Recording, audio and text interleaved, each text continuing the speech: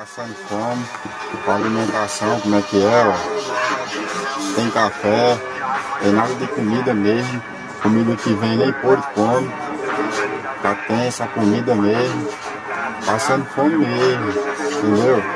Tá difícil a situação aqui. A gente tem condição de estar comprando alimentação, entendeu? A gente tem condição. A gente tem condição de comer comida melhor pelo nosso meio de trabalho aqui. E eles não estão deixando a gente nem trabalhar. E a gente mesmo tendo a condição de comprar, não estão deixando a gente comprar comida.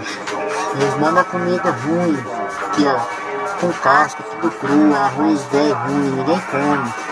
Um negócio desse aqui que não presta, não sabe nem o que é isso aqui, ó. Fede. Vocês imaginar o cheiro que tá saindo dessa comida aqui, que ninguém come. E a questão, a gente pode estar comprando a cobala, tem bicho que eles deixam entrar semanalmente, mas não entra nada. Não entra quase nada, só bolacha. Ninguém sobrevive de bolacha não, entendeu? Aí nós queríamos estar passando a visão pra frente aí, ó. Pra ver o que faz, dá uma olhada aqui na gente tá morrendo de fome, estamos morrendo de fome. Pois é, tem que cuidar, se não der conta de cuidar, o que tem que fazer? Uma hora vai dar problema, vai morrer alguma coisa de fome. Tudo é essa desculpa de povo de corona. Que povo de corona, caralho, rapaz. Bobo é ovo que não para em pé, entendeu? Então vamos abrir os olhos aí, ó, vamos dar uma olhada aí, ó. Nós estamos morrendo aqui, vai deixar morrer primeiro para depois vir cá cuidar, alimentar.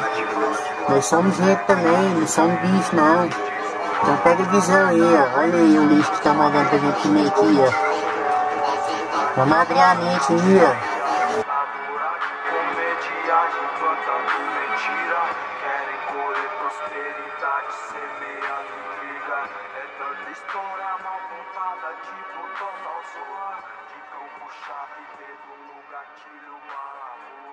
Policial, homicida, veste preto e usa